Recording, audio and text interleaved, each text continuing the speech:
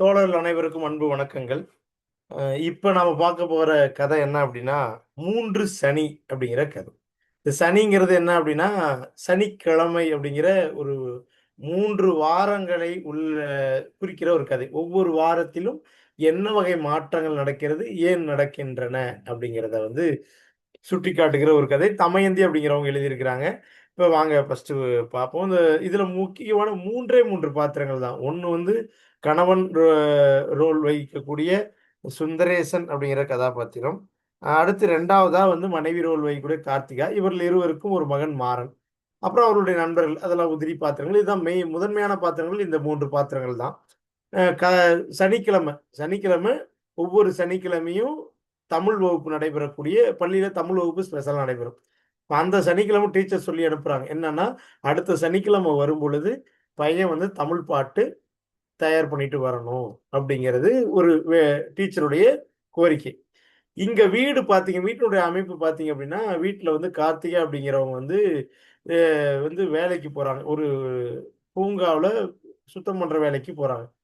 இவங்க வேலைக்கு போயே ஆவணும். ஏன்னா ரெஸ்டாரண்ட்ல வேலை பார்க்கக்கூடிய சுந்தரேசனுடைய வேலை குறைஞ்சிருச்சு. வருமானம் குறைஞ்சிருச்சு.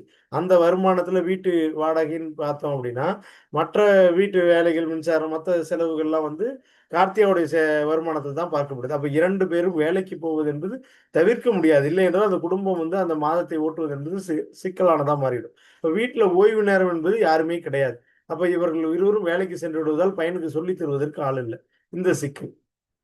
இன்னொன்னு இவள் கூடுதலா அந்த ஊர் பாஷைய கத்துக்கிறா. கனடா நாட்டுல இருக்கக்கூடிய அந்த ஊரினுடைய பாஷைய கத்துக்க வேண்டிய தேவை வருது. காரணம் 2 காரணங்கள். 2 இடத்துல மொழிபெயர்ப்புக்கு வைத்தியர்கிட்ட மொழிபெயர்ப்புக்கு போம்போது, அங்க மொழிபெயர்த்தவங்க தவறா மொழிபெயர்க்கிறதும், இன்னொரு இடத்துல மொழிபெயர்க்கும்போது தவறா மொழிபெயர்க்கிற 2 மொழிபெயர்ப்பு தான். உதாரணத்துக்கு சான்று ஒண்ணு சொல்லணும் அப்படின்னா, ஒரு இடத்துல மொழிபெயர்ப்பு எப்படின்னா, அ நார்வே நாட்டுல 4,00,00,000 மக்கள் இருக்காங்கிறதுக்கு 4,00,000 அப்படின்னு சொல்லிடுறாங்க. 40,00,000 ஜனத்தொகை கொண்ட நாடு நார்வே அப்படிங்கிறத 4,00,000 சொல்லிடுறாங்க. எவ்வளவு தவறான ஒரு தகவலா போயிருது. இதெல்லாம் கவனிக்கிற அவள் தன்னுடைய வாழ்வுக்காக அந்த நாட்டு மொழியை கற்றுக்கொள்வதில் தீவிர முனைப்பு காட்டுகிறாள். இது அவளுக்கு இருக்கிற 2 மிக முக்கியமான வேலை. சுந்தரேசனுடைய வேலையும் சொல்லிட்டோம். இதுக்கு இடையில தான் பையன கவனிக்கிறோம் அவங்க. இப்போ பையனுக்கு சொல்லி தர முடியாதனால, எனக்கு சொல்லி தர நேரம் இல்ல. நீங்க கொஞ்சம் சொல்லிக் குடுங்க அப்படின்னு சொல்லிட்டு, ஒரு பாட்ட எடுத்து குடுத்துட்டும் போயிடுறான். அந்த பாட்டு மாமாவுடைய மாமரத் தோட்டம் என்று தொடங்கக்கூடிய ஒரு பாட்டு. மாமா வீட்டு முற்றத்திலே என்று தொடங்கக்கூடிய ஒரு பாடல். இப்போ மாமா வீட்டு முற்றத்தில ஒரு மாமரம். அந்த பாட்ட அப்படியே சொல்லி தர்றது அப்படியே கொ அப்படியே மனப்பாடம் பண்ண பையனுக்கு சொல்லி தராம, சுந்தரேசன் என்ன சொல்லி தராருன்னா, அதில எப்படி உழைப்புச் சுரண்டல் நிகழ்த்தப்படுது. உதாரணத்துக்கு மாமரத்த வ அணில் வராம பாதுகாத்து அந்த காய வளர்க்கக்கூடியவள் ஒரு பெண்மணி. அந்த குழந்தைக்கு அந்த வீட்டு ஆளு மாமா என்ன செய்றாருன்னா, ஒரு மாம்பழத்த குடுத்து சரி பண்ணிறாரு. ஒரு மாம்பழத்துக்கு இவ்வளவு உழைப்பா? இதுக்கு பேர் தான் உழைப்புச் சுரண்டல். இப்ப இந்த பாடல் உழைப்புச் சுரண்டலை அங்கீகரிக்கிற பாடலா இருக்குது. கொண்டாடுகிற பாடலா இருக்குதுன்னு எடுத்து சொல்லி தந்துடுறான். அவன் அவ வந்து வந்து அவ கேள்வி கேட்கிறா. இது சொல்லி தந்துட்டே இருக்கும்போது வந்துடுறா. நான் என்ன பாட்ட சொல்லி தந்ததுன்னா, பையனுக்கு தத்துவம் சொல்லிட்டு இருக்கிறேன். தத்துவம்னாவே வெறுப்புன்னு நீங்க நினைக்கிறீங்க. தத்துவம் கிடையாது. நான் வாழ்க்கைய சொல்லிக் குடுத்துட்டு இருக்கிறேன். அப்படின்னு சொல்லிட்டு இவன் விளக்கம் தரான்.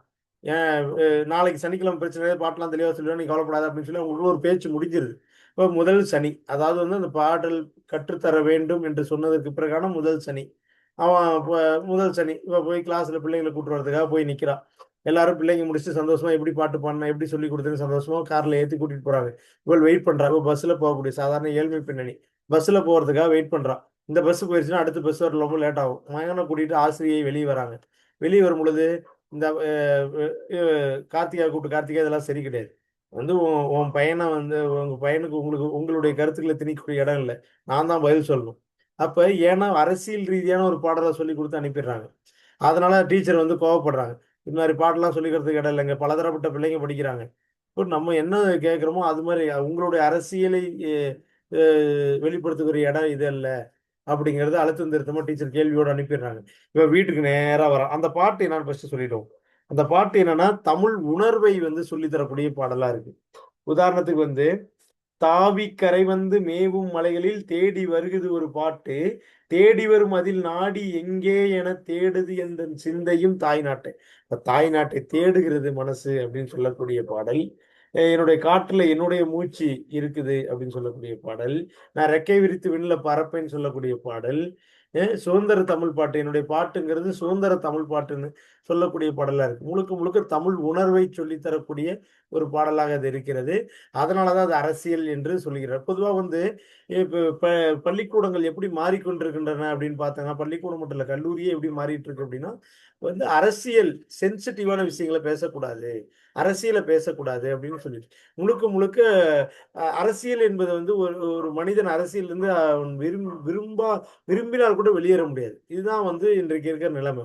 ஆனா அத புரிந்து கொள்ளாத இந்த சமூகம் என்ன செய்யுதுன்னா, குழந்தைகளுக்கு வந்து அறிவுங்கிறது என்னவா இருக்குதுன்னா, அரசியல் விலக்கப்பட்டது தான் அறிவுன்னு நெனச்சுட்டு இருக்காங்க. வாழ்க்கைங்கிறது இந்த அரசியலோடு பின்னி பிணைந்தது. இந்த வாழ்க்கைய சொல்லி தரக்கூடிய இந்த கல்விங்கிறது, ஒரு பொருளாதாரத்தை முன்னேற்றக்கூடிய கல்வி மட்டும் கிடையாது. வாழ்க்கையும் சேர்ந்து தான். அப்ப அந்த வாழ்க்கைய கற்றுத் தர்றதுக்கு அரசியல் ரொம்ப முக்கியம். அரசியலிருந்து விலக்கி வச்சு, ஒரு மனிதனை உருவாக்குவதனால தான், சமூகத்தில அரசியல் சார்ந்த பிரச்சனைகள் வரும்போது அவனால எதிர்கொள்ள முடியாமல் சூசைட் வரைக்கும் போறான். அப்ப அவனுடைய வாழ்க்கை, அவனுடைய சூழலை கற்றுத் தர முடியாத ஒரு கல்வி எப்படி கல்வியா இருக்க முடியும்? அப்ப அந்த சிக்கல தான் வந்து இந்த கதை டிஸ்கஸ் பண்ணுது. அப்ப வந்து அந்த இப்படியாப்பட்ட ஒரு பாட்ட வந்து உழைப்புச் சுரண்டல்ல சொல்லி தர பாட்டு கிடையாது. தமிழ் உணர்வை சொல்லி தரக்கூடிய பாட்ட நான் சொல்லி தரேன்னு சொல்லி அனுப்பி குடுத்துர்றான். அது பிரச்சனையா மாறிடுது. இவ வீட்டுக்கு வரா. "என்ன பாட்டு பிள்ளைக்கு சொல்லிக் குடுத்துருக்கீங்க?" டீச்சர் என்னதான் கேள்வி கேட்கறாங்க அப்படின்னு இவ கேள்வி கேட்கிறா. "என்ன பாட்டு?" நம்ம வாழ்க்கை குறித்த பாட்டு தான் சொல்லிக் குடுத்தேன் அப்படின்னு அவன் பதில் சொல்றான். அப்படி சொல்லி தரும்போது இவங்களுக்குள்ள ஒரு வாத விவாதம் உருவாகுது. என்னன்னா, அதுல என்ன அப்படின்னா, அது என்ன பாட்டுல என் பிழைய பார்த்தீங்க அப்படின்னு அவன் கேட்கும்பொழுது, பாட்டுல பிழை இல்ல தான். நான் ஏத்துக்கிறேன். ஆனா, அவ சொல்றா, கார்த்திகா சொல்றா, பாட்டுல பிழை இல்ல தான். ஆனா, அந்த பாட்டு அங்க பிடிக்காத போது நம்ம ஏன் அங்க சொல்லி தரணும்னு கேள்வி கேட்கிறான். இப்ப அவங்களுக்கு புடிச்சத நான் சொல்லி தர முடியாது. எனக்கு என்ன தேவையோ அத நான் கத்துக்க முடியும் அப்படின்னு இவன் வந்து பதில் சொல்றான்.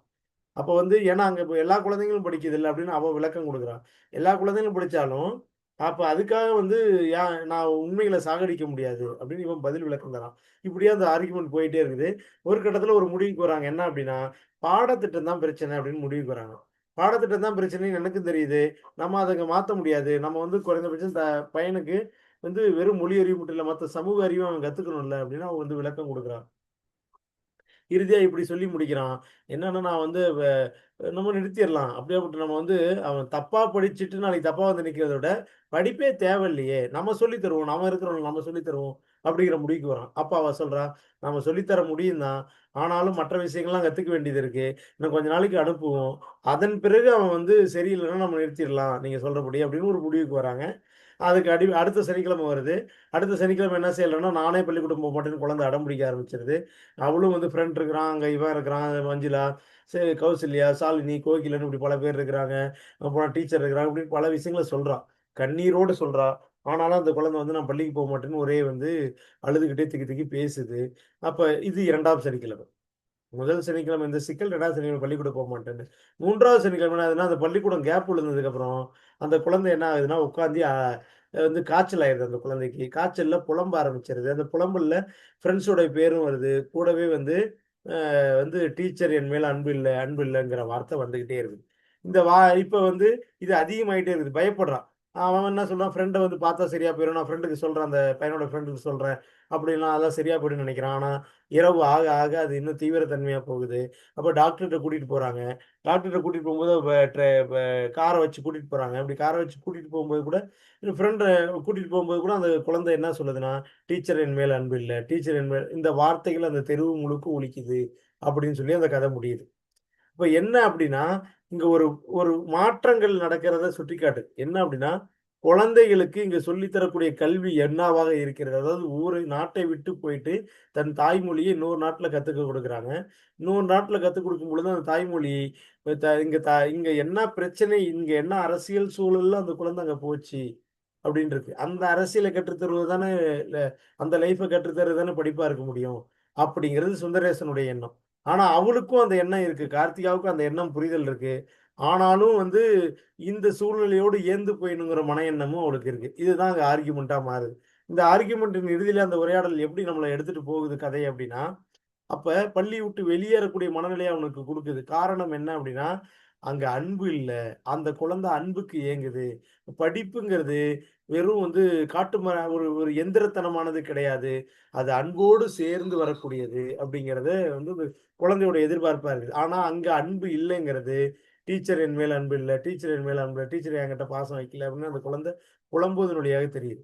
இப்போ குழந்தைக்குள்ள கல்வி குறித்த ஏக்கம் இருக்கு. பள்ளிக்கூடத்து கல்வின்னு சொல்ல முடியாத, பள்ளிக்கூடத்துக்கு போற வயசுல பள்ளிக்கூடத்துக்கு போகணுங்கிற ஏக்கம் இருக்கு. அப்ப அவர்களுடைய சிந்தனைகள் ஆர்கியூமெண்ட்டை பார்த்துக்கிட்டு இருக்கும்போது அது நியாயமானதா இருந்தாலும் கூட குழந்தை என்ன செய்யுது அப்படின்னா, பள்ளிக்கூடம், பாடத்திட்டம் இதெல்லாம் பொறுப்பற்ற முறையில பள்ளிக்கூடம் இருக்குது. வீட்ல அத சரி செய்ய முடியுமானா, சரி செய்ய முடியாது. இப்ப 2 பக்கமும் சிக்கல். இந்த 2 பக்க சிக்கலுக்கு இடையில குழந்தையுடைய மனநிலை என்னவாக இருக்கிறது என்பதை எடுத்து சொல்லக்கூடிய கதை தான் இந்த கதை. ஆக மொத்தம் ஒட்டுமொத்தமா அ இந்த இந்த குழந்தையுடைய மனநிலை கல்விக்கூடம் என்பது உண்மையிலேயே சுதந்திரமான கல்விக்கூடமாக இல்லை. வாழ்க்கையை, தத்துவத்தை, அரசியலை சொல்லித் தரக்கூடிய கல்வி இல்லை. நாம் அதை தவறு என்று தெரிந்தாலும் அதை திருத்தக்கூடிய இடத்தில் குடும்ப மாந்தர்கள் இல்லை. குழந்தை இதை கவனிக்கக்கூடிய குழந்தை அந்த கல்வியை விட்டு வெளியேறக்கூடிய சூழ்நிலை உருவாகிறது. அப்படி வெளியேறினாலும் அந்த குழந்தை அந்த கல்வி குறித்த அந்த அந்த அந்த கல்வியிடம், டீச்சர், மாணவர்கள் குறித்த ஏக்கம் அந்த குழந்தையில ஒரு அடிமனசுல ஏக்கமா தேங்கி போயிறத குழந்தையின் வாயிலாக நாம் தெரிந்து கொள்ள முடிகிறது. அப்ப அந்த குழந்தை பருவத்தை உணரக்கூடிய சூழ்நிலையில் குடும்பமோ, அ அ பள்ளியோ இல்லை அப்படிங்கிறத ஒட்டுமொத்தமா சொல்றாங்க. குடும்பம் உணர்ந்தாலும் குடும்பம் என்ன பண்றாங்கன்னா, அவங்க தங்களுடைய கருத்து விவாதத்துல இருக்காங்களே தவிர, குழந்தையோட மனநிலை குறித்த சிந்தனையில அவங்க இல்ல. ஆக மொத்தம் எங்கேயுமே குழந்தைகளை கவனிக்கல அப்படிங்கிறத கதை சொல்லுகிறது. அப்படிங்கிறது தான் இதனுடைய விஷயம். இப்ப தமிழ் மொழி இந்த நாட்ட விட்டு போறாங்கப்பா. இப்ப உள்நாட்டுல இருக்கிறவனுக்கே இந்த பிரச்சனை இருக்கு. ஆனா வெளிநாட்டுல இருக்கிறவனுக்கு தாய்மொழியை தூர தேசத்துல தமிழ் மொழியை இழந்து வாடுகிற அல்லது தூர தேசத்தில் வாழ்கிற ஒரு குடும்பத்திற்கு தமிழ் மொழியினுடைய தேடல் என்னவாக இருக்கிறது என்பதை உணர்த்துகிற கதை. ஆக மொத்தம் தமிழ் மொழியின் தேடல் என்பது சிக்கலுக்குரியதாக இருக்கிறது. தமிழ் மொழி கற்றல் இன்னும் பாருங்க, அங்க இருக்கிற மொழிய கத்துக்கிறான். என்ன மாரி இது அகதியா வாழக்கூடியவங்க என்ன மாரி சிக்கல்? அவனுக்கு அங்க இருக்கிற மொழியும் கற்றுக்கொள்ள வேண்டும். தன் எதிர்கால சந்ததிக்கு தன் தாய்மொழியும் கற்றுக்கொள்ள வேண்டும். இப்ப பாருங்க 2 மொழியும் கற்றுக்கொண்டே ஆக வேண்டுங்கிற நெருக்கடி இருக்குல்ல. மற்றவங்களுக்கு நெருக்கடி இல்ல. இப்ப நமக்கு இது தமிழ் மொழி தவிர நான் மற்ற மொழி கத்துக்கணுங்கிறது என்னுடைய தேவை கருதி. ஆனா அங்க வாழக்கூடியவனுக்கு வ 2 மொழியும் கற்றுக்கொள்ள வேண்டிய நெருக்கடி இருக்கு இல்லைங்களா? இந்த நெருக்கடி அந்த மாரி தன் சொந்த நிலத்தை விட்டு வாழ்பவனுக்கு தான் இந்த நெருக்கடி இருக்கிறது. இந்த நெருக்கடியை சரி செய்யக்கூடிய அதிகாரமும் மற்றவனாகத்தான் அவன் இருக்கிறான். குறைந்தபட்சம் அதை புரிந்து கொண்டு விலகி நிற்கக்கூடிய இடத்தில் தான் அவர்கள் இருக்கிறார்கள் என்பதை உணர்த்தக்கூடிய கதை இது. அப்ப குழந்தை பருவத்திற்கு நேர் எதிரானதாக அந்த அகதி தேசம் இருக்கிறது. குடும்பமும் ஏதும் செய்ய முடியவில்லை. அதிகார அமைப்புகளும் ஏதும் செய்யக்கூடிய நிலையில் இல்லை. ஒட்டுமொத்தமாக எதிராக இருக்கிறது என்பதை சுட்டுகிற கதை. மீண்டும் அடுத்த கதையில் சந்திப்போம். நன்றி தோழர்களே.